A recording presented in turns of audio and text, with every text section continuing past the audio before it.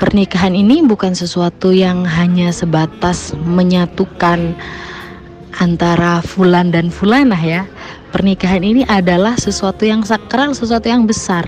Sangat banyak hadis dan ayat dalam Al-Quran yang membahas tentang keutamaan pernikahan, yang membahas tentang anjuran-anjuran pernikahan.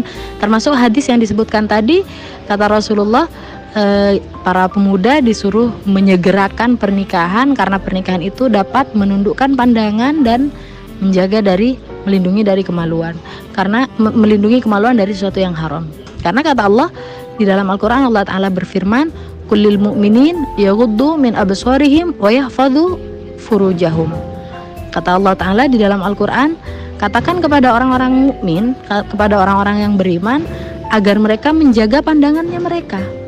Jadi menjaga pandangan itu termasuk dari salah satu perintahnya Allah Ta'ala, agar seorang mukmin menjaga pandangannya mereka. Wa yahfadhu furujahum. Karena kalau pandangan sudah terjaga, maka secara otomatis kemaluannya kita juga insya Allah akan terjaga, kayak gitu. Ingat ya, dalam ayat ini Allah Ta'ala mengatakan wa kullil mu'minin. Allah Ta'ala mengatakan, katakan kepada orang-orang yang beriman. Jangan salah faham, jangan salah makna menundukkan pandangan ini hanya anjuran atau perintah untuk laki-laki saja.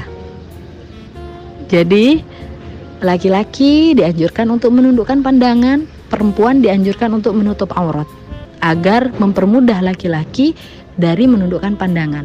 Tapi selain perempuan dianjurkan untuk menutup aurat agar mempermudah laki-laki untuk menjaga pandangannya mereka, perempuan juga dianjurkan, juga diwajibkan untuk menundukkan pandangan, menjaga pandangan. Menjaga pandangan maksudnya tidak dengan mudah melihat sesuatu yang diharamkan. Bukan berarti ketika dia sudah memakai niqab, bukan berarti ketika dia sudah bercadar kemudian dia bisa dengan seenaknya memandang laki-laki di jalan, ada laki-laki lewat dia bisa lihat dengan sepuasnya, yang penting mukaku gak kelihatan, gak gitu. Tidak seperti itu ya.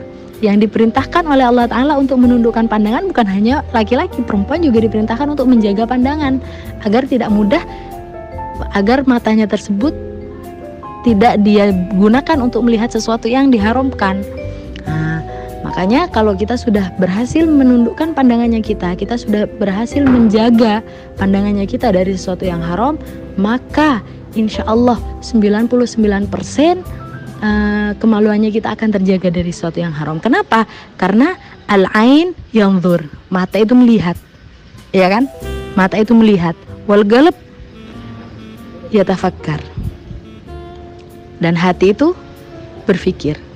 Hati itu yang merasa, menimbang-nimbang apa yang dia lihat.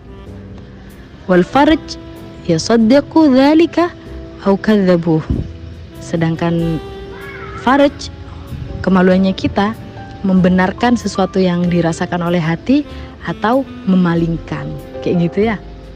Jadi mata itu tugasnya melihat.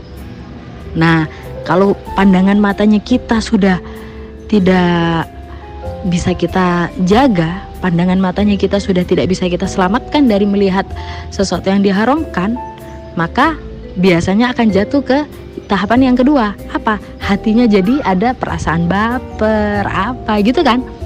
Apa yang dirasa hati biasanya bermula dari pandangan mata.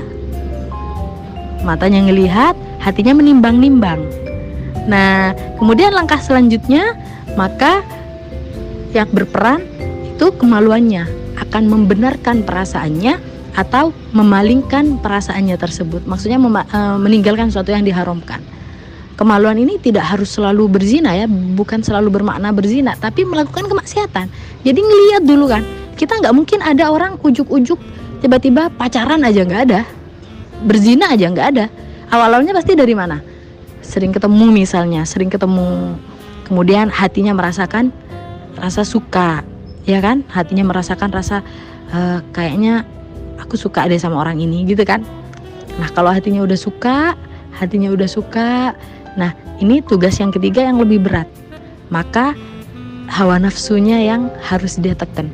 Apakah rasa suka tadi, rasa senang tadi sama laki-laki yang bukan mahram akan membawa dia kepada sesuatu yang haram atau akan membawa dia kepada sesuatu yang halal, atau dia bisa menekan hawa nafsunya kemudian tidak melakukan yang haram dan meninggalkan yang haram tersebut untuk mendapatkan ridhonya Allah. Itu yang susah. Makanya kalau sudah berhasil di tahapan yang pertama, maka tidak akan jatuh ke tahapan selanjutnya.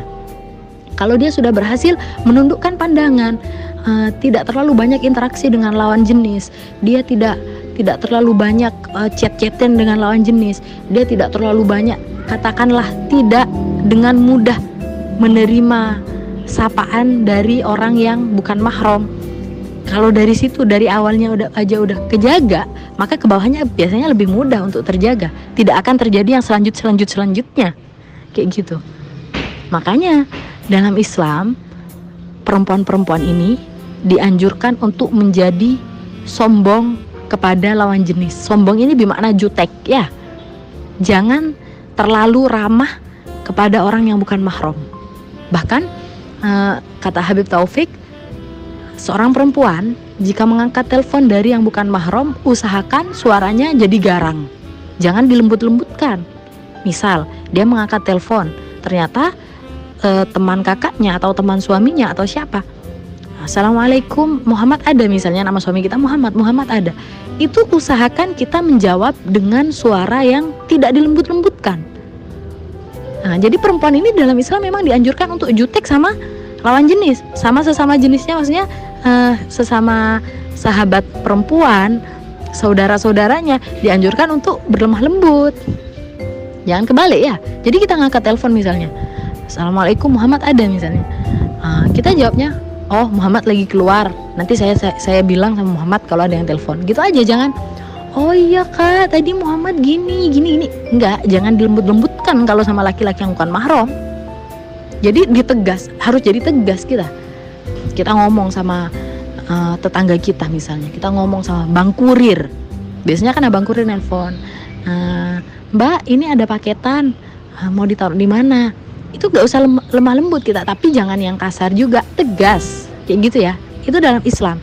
Itu salah satu bentuk perisai penjaganya kita dari sesuatu yang tidak diinginkan. Bang kurir nelpon, Mbak ini paketannya mau ditaruh di mana? Kita jawabnya yang tegas. Oh langsung ke depan rumah aja mas, nanti saya tunggu di depan. Jangan, oh iya mas ditaruh di ini aja ya. Gak usah, jangan kayak gitu. Jangan dilembut-lembutkan suaranya kalau ke laki-laki yang bukan mahram. Jadi tahap awal adalah mencegah dari melihat sesuatu yang haram atau mencegah dari melihat atau mendekat pada sesuatu yang haram, sehingga sesuatu yang haram tersebut tidak menjadi ujian bagimu, tidak menjadi cobaan bagimu. Jadi kalau kita sudah berhasil menundukkan pandangan, kita sudah berhasil menjaga diri kita dari sesuatu yang tidak diinginkan, maka selanjutnya itu akan lebih mudah untuk dilewati kayak gitu. Ya jangan semua orang chatting diterima, jangan semua orang mau kenalan kita oke-oke